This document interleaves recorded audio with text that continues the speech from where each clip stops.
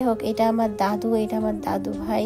ছোটবেলাতে আমি নাকি দাদুকে দাদু ভাই বলে রাখতাম, দাদু নাকি আমাকে তাই বলতো। আর আমার ছোট ভাবি তো তার মেয়েকে নিয়ে খুব সুন্দর পোজ পাজ করে দাঁড়িয়ে আছে, নায়িকা নায়িকা ভাবতো। আর আম্মু তো পাশে দাঁড়িয়েছে, সবাই মিলে এখানে মজা করে গল্প করছিলাম। আন্টি বলতেছিল আমাকে ছবি তুলে দিয়ে, আমি মজা করে তার ভিডিও করতেছিলাম ছবি তোলা বাদ দিয়ে। তারপর আপনার ভাইয়াকে বললাম আমি একটু হাঁটি, তুমি আমাকে একটু ভিডিও করে দাও। কি আর করার বলো, ভিডিও কি করব, বা সবসময় তো আমরা রাস্তায় ভার্সিটি আসি, এইখানে স্যান্ডেল খুলে যেহেতু হাঁটতে হয়, হাঁটতে কিন্তু ভালোই লাগে। জায়গাটা একটু উঁচু হওয়ায় উপরে কিন্তু বাতাস ছিল, কিন্তু নিচে তেমন একটুও বাতাস ছিল না। এত পরিমাণে গরম, আমরা সেখানে স্টে করতে পারিনি বেশিক্ষণ। স্মৃতিসৌধ থেকে সবাই নিচে নেমে যাব এখন, মানে নেমে পড়েছি অলরেডি। এখানে আর থাকার বেশিক্ষণ প্ল্যান নেই, চলে যাবে ফুপিরা সবাই মিলে কোটি স্টেশনে, কারণ সবাই ওখান থেকে এসেছিল। তো পুরো রাজশাহী স্মৃতি সংগ্রহশালাটা আপনাদের দেখাই দিলাম। আপনাদের ভাইয়া কিন্তু আমাদের সাথে যায়নি, পরে অ্যাটেন্ড করছিল। তো যাই হোক, সবাই মিলে এখন বের হয়ে পড়ছি রাজশাহী ভার্সিটি থেকে। যেহেতু রাজশাহী ভার্সিটি থেকে বের হয়ে গেলাম, তো ভাবলাম নদীর ধারে যাব, এই বলে বের হলাম যে পদ্মা গার্ডেন যাব। রাজশাহী ভার্সিটির সব